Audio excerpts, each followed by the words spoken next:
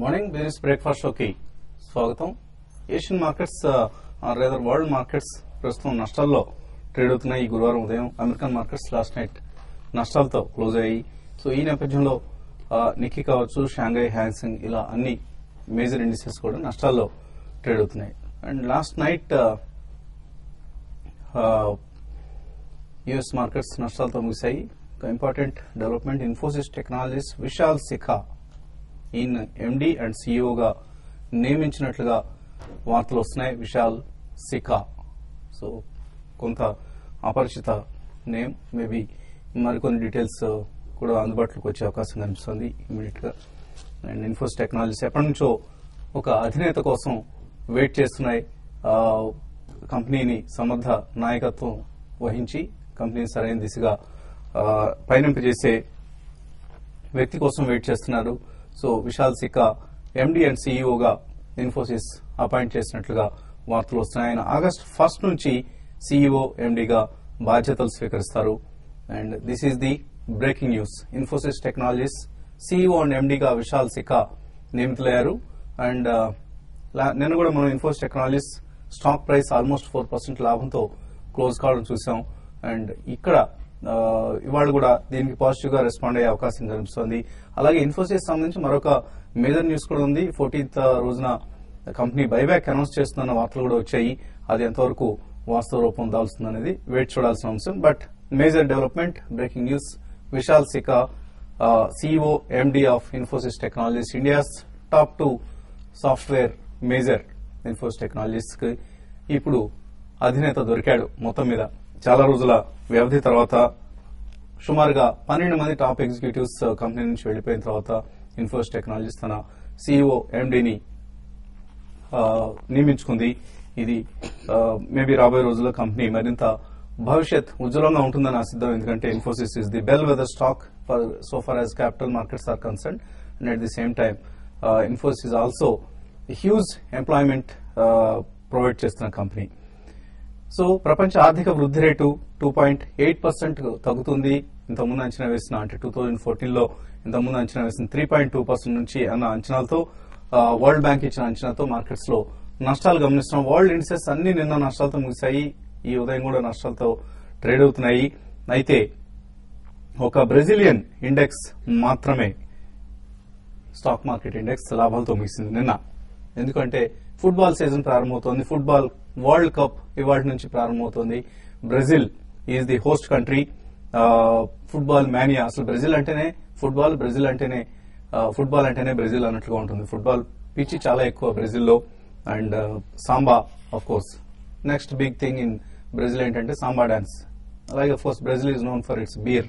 ఇవన్నీ పక్కన పెడితే ప్రస్తుతం మాత్రం బ్రెజిల్ ఫుట్బాల్ కప్ కు హోస్ట్ చేస్తున్న కంట్రీ.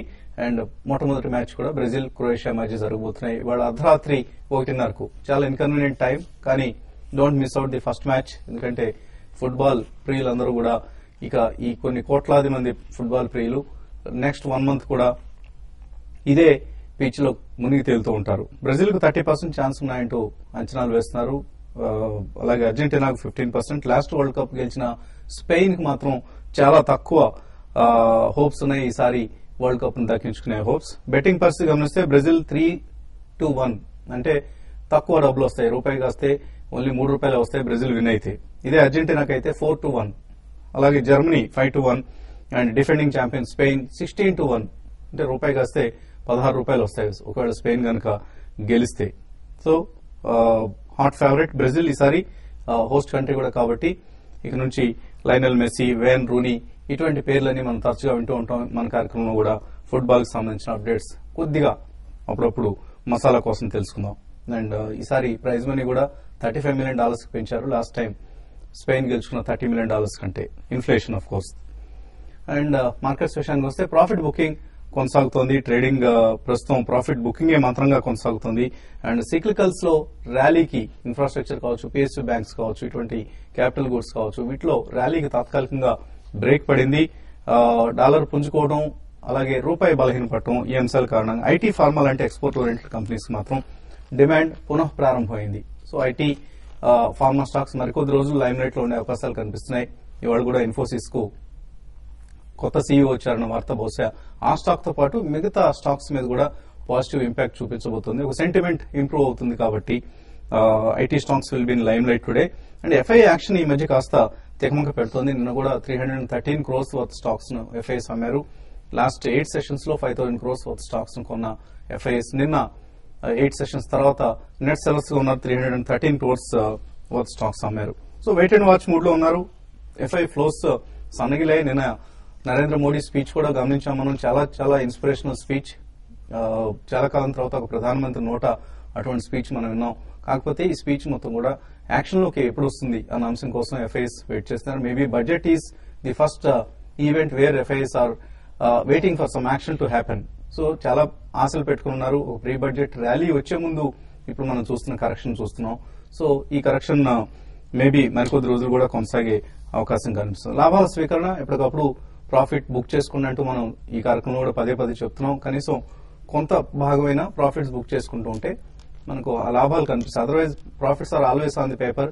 అండ్ తర్వాత కరెక్షన్స్ భారీగా వచ్చినప్పుడు అందరూ ఆపర్చునిటీ మిస్ అయ్యామని వాపోతూ ఉండడం కూడా చూస్తుంటాం. మార్కెట్స్ పరిస్థితి గురించి మాట్లాడేందుకు మనతో అనలిస్ట్ సిద్ధంగా ఉన్నారు. సో ఎటకేలకు ఇన్ఫోసిస్ కు సీఈఓ దొరికారు. అండ్ కంపెనీ ఈ కంపెనీతో పాటు ఐటీ స్టాక్స్ కూడా కొంత మళ్లీ ర్యాలీ అయ్యే అవకాశం కనిపిస్తుంది. టీసీఎస్ లాంటి కంపెనీస్ కూడా. సో సిక్లికల్స్ కంటే ఇప్పుడు ప్రస్తుతానికి ఐటీ ఫార్మా వైపు వెళ్ళడం మంచిదంటారు. యాక్చువల్లీ చాలా రోజుల నుంచి స్పెక్యులేషన్ నడుస్తూ ఉండిందండి. విశాల్ సెక్కన్ తీసుకుంటారా సీఈఓ అని చెప్పి ఎప్పుడైతే కేవీ కామత్ గారు అనమాట బోర్డ్ చైర్మన్ అనమాట రికమెండ్ చేశారో అప్పటి నుంచి. ఎందుకంటే బట్ డెఫినెట్లీ వెరీ పాజిటివ్ ఇది కంపెనీకి అని అంటారు. ఎందుకంటే Vishal Sikka is one of the very well known names in software field అనమాట.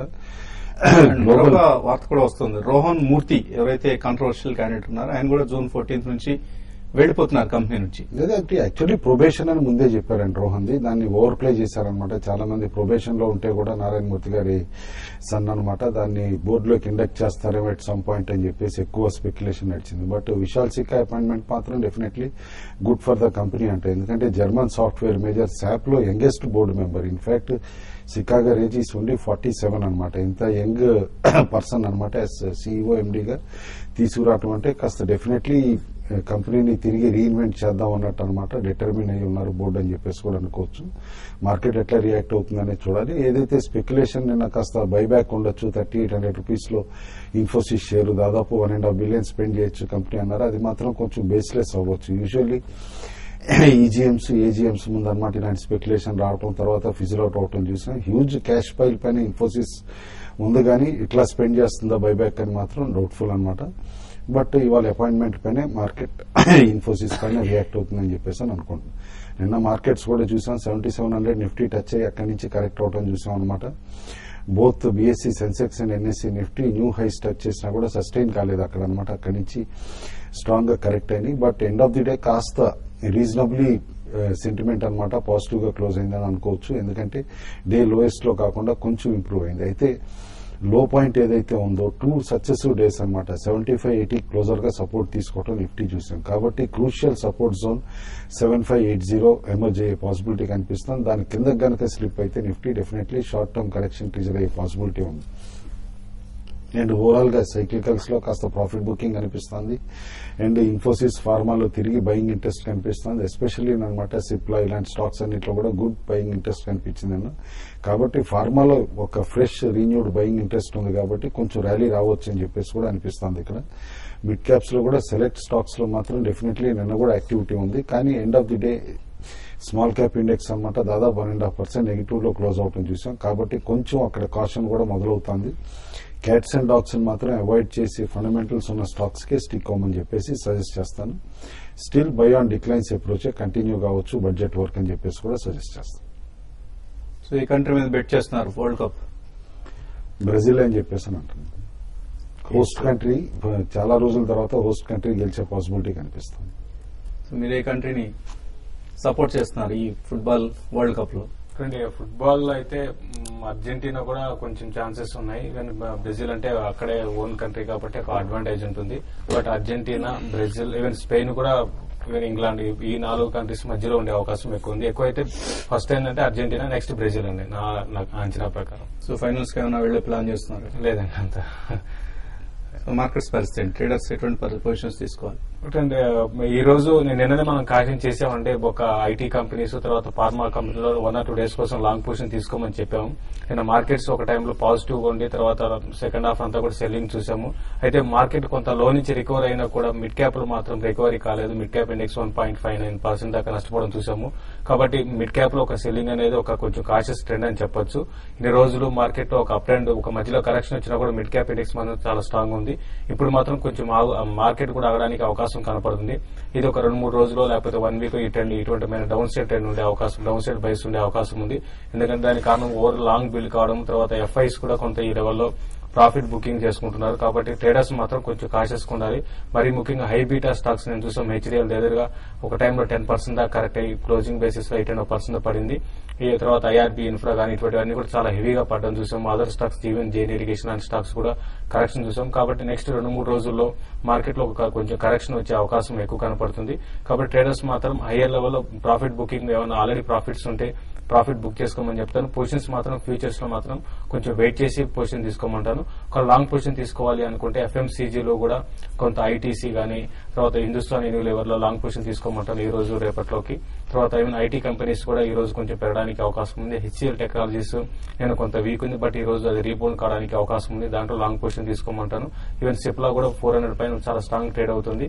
దాంట్లో కూడా 428 to 434 దగ్గర వరకు టార్గెట్ రావచ్చు. అక్కడ వరకు హోల్డ్ చేయమని చెప్తాను. కాబట్టి ఎఫ్ఎంసీజీలో ఫార్మా స్టాక్స్ లో లాంగ్ పొజిషన్ తీసుకోమంటాను. అదర్ హై బీటా స్టాక్స్ లో మాత్రం లాంగ్ పొజిషన్స్ స్లోగా హైయర్ లెవెల్ ఎగ్జిట్ కమని చెప్తాను.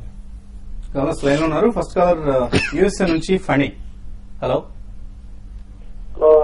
కుటుంబరావు గారి క్వశ్చన్ అండి. అడగండి. శ్రీసా స్టెర్లైట్ ఇన్వెస్ట్ చేయొచ్చండి. ఇప్పుడు అయినా ఈ మధ్య కొద్దిగా పెరిగి మళ్ళీ ఇప్పుడు కనెక్షన్ రావడం మొదలు పెట్టింది లాస్ట్ 4-5 days నుంచి. So do you think it's a good time to invest in Caesar Sterlite, or do you think I should wait for a couple more trading sessions to get back in stock? No. Recently one of the out performing stock అని చెప్పేసి అనొచ్చండి. Mining and metal space నుంచి అనమాట. సెసా స్టెర్లైట్ బాగా strong run-up వచ్చింది. ఎందుకంటే 170-180 levels దగ్గర నుంచి 300+ అనమాట. టూ ఫాస్ట్ గా కూడా పెరిగింది. ఒక విధంగా చూస్తే టాటా స్టీల్ అండ్ సెసా స్టెర్లైట్ బాగా అవుట్ పెర్ఫార్మ్ చేసినాయి. అయితే మైనింగ్ పైన అనమాట కొంచెం క్లారిటీ రావటం, ఎన్ఎండిసికి అనమాట సేల్ పర్మిషన్ రావటం, దాంతో సెసా లాంటి కంపెనీస్ కి అనమాట ఇటు గోవాలో కూడా కొంచెం విసులుబాటు వస్తుందని ఎక్స్పెక్టేషన్స్ తోటి స్టాక్ పెరగటం. తర్వాత అనమాట ఎంక్వైరీ ఎప్పుడైతే గోవా గవర్నమెంట్ అనమాట లాంచ్ చేస్తుందన్నారో అప్పుడు కొంచెం అనమాట మోడరేట్ గా కరెక్ట్ అవటం చూసాం. But definitely closer to 260-245 levels కి వచ్చినప్పుడు మాత్రం డెఫినెట్లీ ఎక్స్ట్రీమ్లీ గుడ్ బెట్ అవుతుందండి. కొంచెం పేషెంట్ గా వెయిట్ చేయండి. కొంచెం కరెక్షన్ నిన్న మొన్నే ట్రిజర్ అయిందనమాట. ఈ స్పేస్ లో కొంచెం ఎక్స్టెండ్ అయ్యే పాసిబిలిటీ కనిపిస్తుంది ఈ కరెక్షన్. కాబట్టి లోవర్ లెవెల్స్ లో తిరిగి ఎంటర్ అవ్వండి. సో సిబు లాల్ ప్రస్తుతం ఉన్న MD and CEO of Infosys technologies July 31 నుంచి రిటైర్ అవుతున్నారు. ఆయన స్థానంలో వస్తున్నారు విశాల్ సిక్కా. మరిన్ని విశేషాలతో చిన్న బ్రేక్ తర్వాత కలుద్దాం.